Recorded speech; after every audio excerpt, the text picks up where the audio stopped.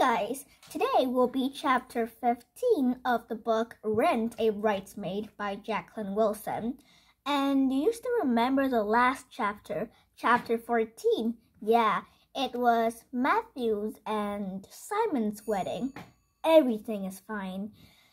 You know, especially Tilly is very happy. She got to be a bridesmaid again. And the special guest is Miss Hope, Tilly's teacher.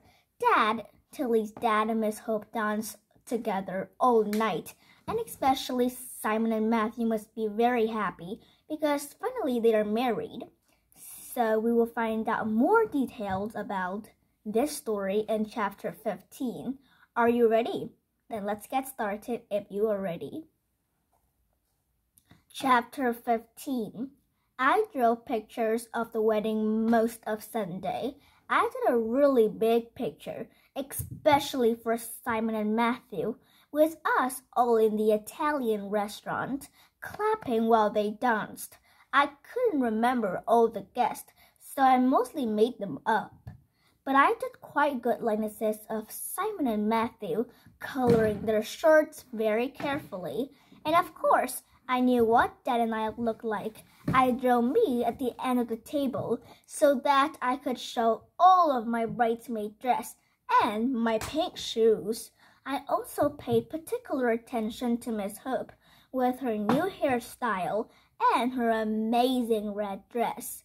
I did a little private drawing of Miss Hope and Dad dancing together. I drew thought bubbles above their heads.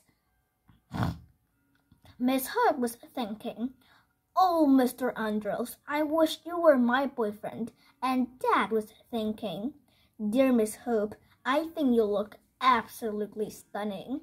When I got to school on Monday, I ran to find Maddie in the playground. "Did the wedding go okay?" she asked. "Yes, it was so lovely. And Simon and Matthew gave me the most fantastic silver bracelet. And it matches the silver necklace the flowers gave me. So I have got 2 pieces of real jewelry now. But you'll never guess who else was at the wedding, Maddie. Miss Hope. I hardly recognized her at first. She looked so different. She had her hair all long and curvy, and she would grow in her chest and her bottom. But in a good way, she wore ever such high heels that made her wiggle." "Don't be daft, Tilly. Miss Hope." "It's true. I swear it's true. I couldn't believe it was her. But it was, and my dad danced with her half the evening," I gabbled. "She looked so glamorous." Maddie was looking over my shoulder. "Glamorous?" she said. I peered around. Miss Hope was crossing the playground. Her hair was scraped up in its unusual scratchy bun. She wore her old blouse and her navy pinafore and her flat shoes. She gave us a little nod, but she didn't come over. She didn't say, "Oh, Tilly, you look wonderful being a bridesmaid on Saturday." Neither did she say, "I had a great time dancing with your dad half the evening." She certainly didn't say, "Now, we're all such good friends, you and your dad must come round for supper." She didn't say anything at all. She just carried on slopping across the playground, and though the main entrance, "There," said Maddie. "I knew you must be mistaken. I knew Miss Hope would never wear a tight red dress and high heels." It was her. I knew it was her. I recognized her by her moon earrings. I insisted, "Oh, Tilly, are you totally nuts? Heaps of ladies wear those earrings," said Maddie. "Look, she was talking to us and to my dad, and they danced together lots." Maddie looked at me, her head on one side. "You're telling stories, Tilly. I know they're not really lies. It's just what you would like to have happened. It's not really wrong. Lewis does it all the time." "Well, I don't." "It was Miss Hope. Look, I'll ask her when we go into the classroom, and then you'll see. I said. So when the bell went, I marched into school, pulling Maddie with me. Miss Hope was sitting at her desk, peering at the register, adding up all the little ticks. Miss Hope, did you enjoy the wedding on Saturday? I said. She frowned. Oh, Tilly, you have made me lose count, she said, starting again at the top of the column. Sorry, but Maddie doesn't believe me. You were at Simon and Matthew's wedding, weren't you?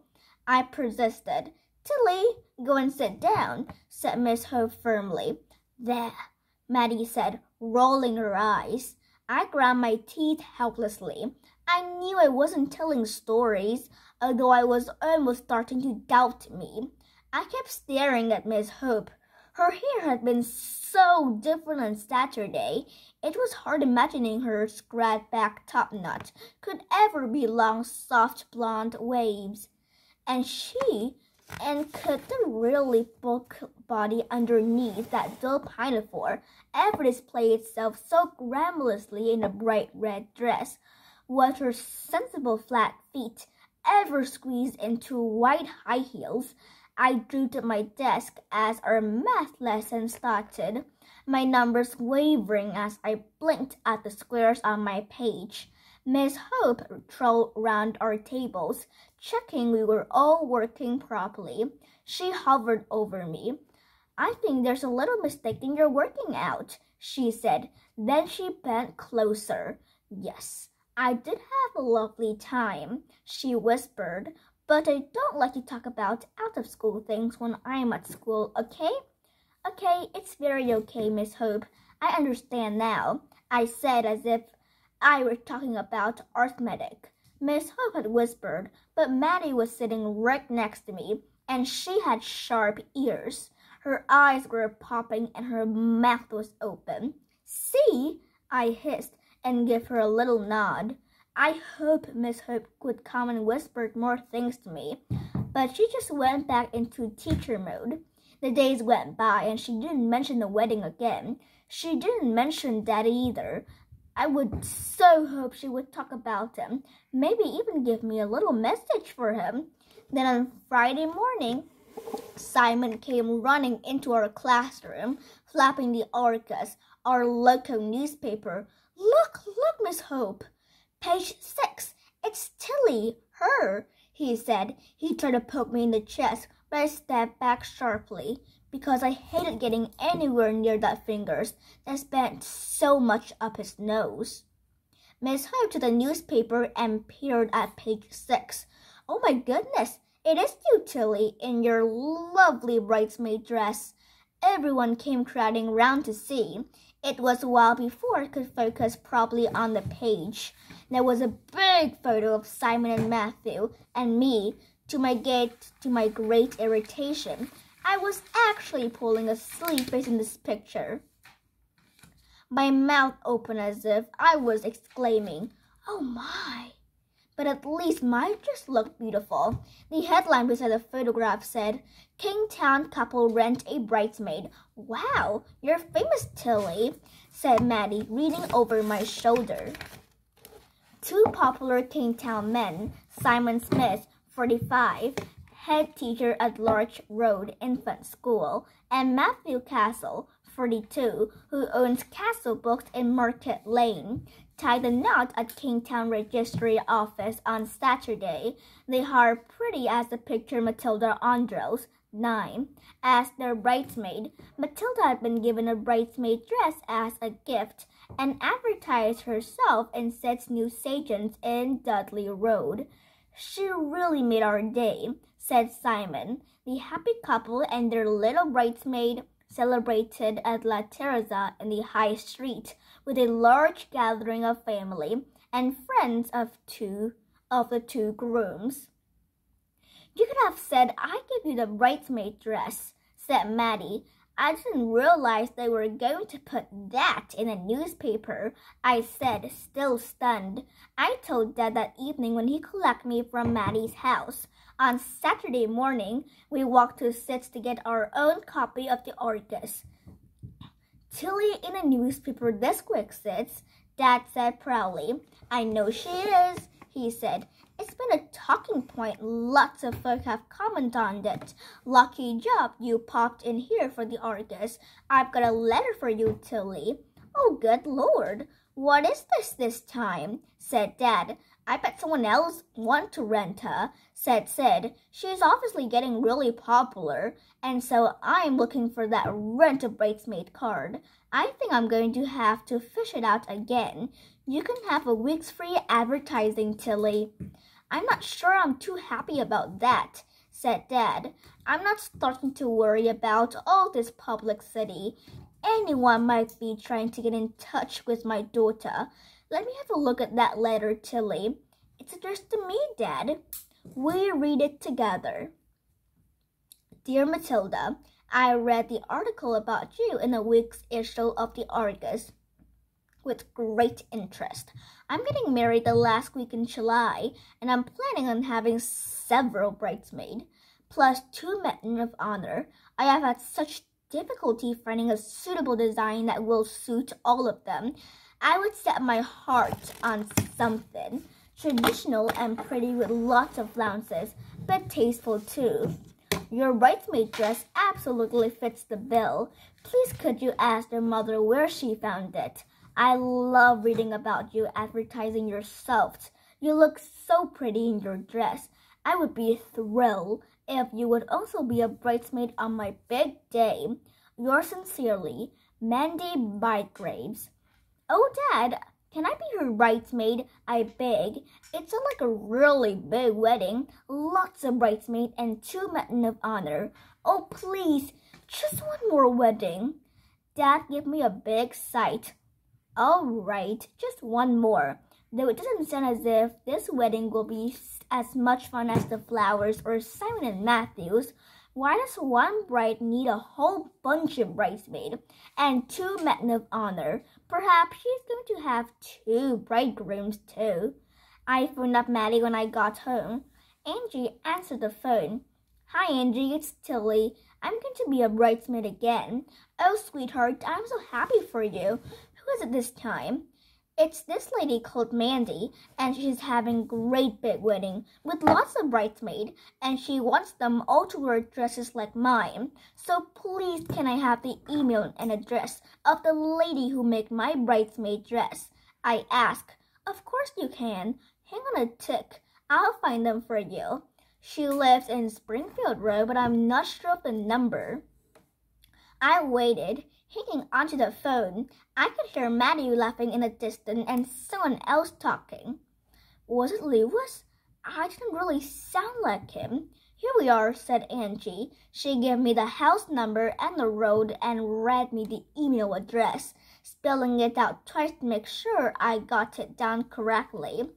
Thanks so much, and thank you for giving me the dress in the first place. You're very welcome, Tilly.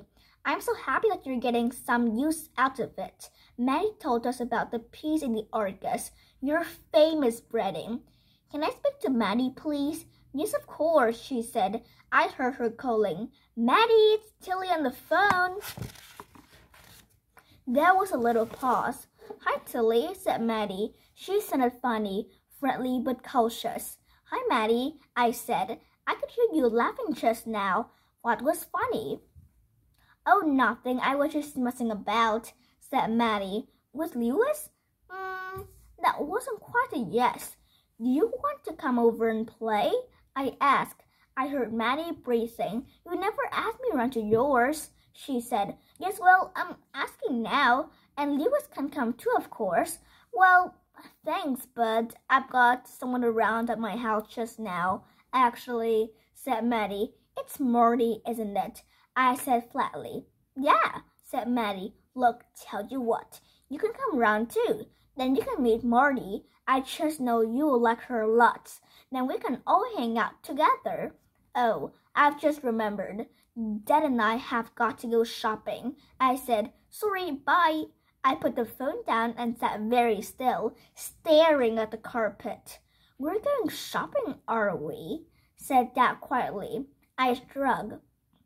Well, not really. It was just an excuse. Maddie's got that Marty run at her house. You really might like her, said Dad. who had obviously been listening, as if. I said, "Okay, well, we really might like a shopping trip. Come on, kiddos, let's go. Shopping like going to Sainsbury's," I said. "As if," said Dad, imitating me. "Shopping like going to the Flowerfield Shopping Center and finding you some new bits and bobs, hair slides and a felt pen and storybooks, and it would better look for a new shirt and tie if I'm going to a really posh wedding." I spilled tiramisu all down my front as Simon and Matthews do. Now, that was what I really call a good wedding. "Because you hooked up with Miss Hope?" I said, diddling. "Tilly," I hate that expression, and it's all nonsense anyway. "Miss Hope is your teacher. Of course I'm going to be sociable with her. She's a very nice lady, but that's all. Now, don't be so silly." Dad was brisk that I believed him. He was still a bit huffy with me when we sat for a flower field, but we both had a strawberry milkshake and a cheeseburger and fries, and cheer up. "Now, let's shop until we drop," said Dad. I chose 2 small rosebud hair slide from Claire's, and a new set of felt tips from Smiggle, and a puffin classic called A Little Princess from Waterstones. Dad chose a pale blue shirt with a flowery tie from Pink. We watched the DVD of Inside Out in the afternoon and had baked potatoes for our teas. "Isn't it a great day, Dad?" I said when he came to kiss me good night. "I'm glad you enjoyed it, Poppet," he said. "Don't read too late, will ya?" "Just 10 minutes," I said, but A Little Princess, surprisingly easy to read. It was so gripping. I raced through chapter after chapter. I love reading about Sarah's beautiful pink party dress and was horrified when Miss Minchin said she had to change into an old black dress because she had just got news that her father had died. I stopped reading then and tried to go to sleep. It was really late now, but I couldn't help worrying about my own dad. What would I do if he died suddenly? It was such a terrible thought. Then I had to put the light on to stop myself imagining all the different ways Dad might die. I was in such a state that I even imagined he might be dead already, fell by a sudden heart attack in his armchair downstairs. I sat up, listening hard. I couldn't hear the buzz of the television. Perhaps Dad has got to switch it off. Tripped over something. Oh no! Had I left my pack of felt tips on the floor and was now sprawled lifeless on the carpet? I had to go and check. I got out of bed, my legs so trembly I nearly kneeled over. I slipped quietly along the landing, hugging myself, so scared I didn't even dare call out. Then I heard Dad's voice and went limp with relief. He wasn't talking to me. Was he talking to himself then? Then I heard him laugh softly. He was on a telephone. I crept downstairs listening. "Oh, that's so sweet of you, Sarah," he said. "Sarah? Who on earth was this Sarah?" And then I remembered the ballpoint pen Miss Hope had lent me because I had forgotten to bring any pens on my first day at this new school. The silver parts had been engraved in tiny swirly writing. Sarah May Hope. So that's the end of this chapter, and I hope you enjoyed this. Thank you for watching, and bye-bye. See you next time.